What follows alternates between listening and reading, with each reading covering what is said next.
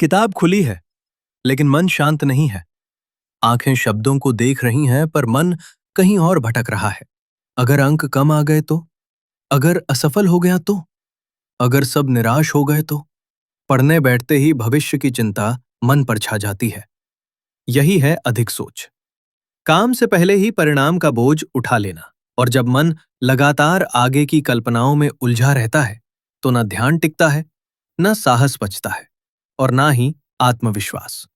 मन थक जाता है बिना कुछ किए ही। वत्स, मैं तुम्हारी समस्या समझता हूं। जरूरत से ज्यादा सोचना पढ़ाई में मदद नहीं करता। यह दिमाग को उलझा देता है, ध्यान भटका देता है और समझने की क्षमता कम कर देता है। पढ़ाई के लिए शांति और एकाग्रता चाहिए, चिंता नहीं। लेकिन यह समस्या केवल तुम्हारी नहीं है। हजारों वर्ष पहले यही स्थिति अर्जुन की भी थी। कुरुक्षेत्र के मैदान में अर्जुन कायर नहीं थे, वे भयभीत नहीं थे, वे अत्यधिक सोच में डूबे हुए थे। युद्ध शुरू होने से पहले ही वे परिणाम देखने लगे। मेरे अपने मारे जाएंगे, मुझ पर पाप लगेगा, मैं इस दुख को कैसे सहूंगा। जब मन कर्म छोड़कर परिणाम में जीने लगता है, तो वही मन सबसे पहले टूटता है। तभी श्री कृष्ण अर्जुन से कहते हैं, अर्जुन, तुम्हारा अधिकार केवल कर्म करने पर है, फल पर नहीं। कर्म करो, परिणाम की चिंता छोड़ दो।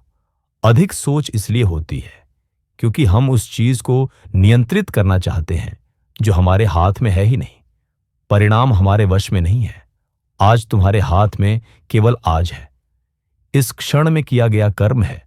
तुम अभी केवल एक अध्याय पढ़ सकते हो, तुम अभी केवल एक कदम आगे बढ़ा सकते हो।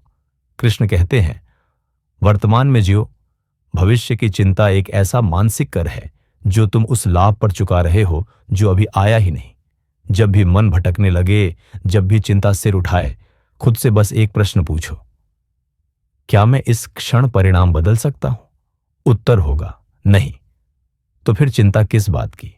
चिंता छोड़ो, कर्म पकड़ो। आज बस इतना वादा करो, अगले कुछ समय तक फल नहीं, सिर्फ कर्म। और याद रखो, जब कर्म सच्चा होता है तो फल अपने आप ठीक होता है। यदि तुम जीवन की समस्याओं का सरल और व्यावहारिक समाधान भगवत गीता से पाना चाहते हो, तो इस मार्ग पर बने रहो।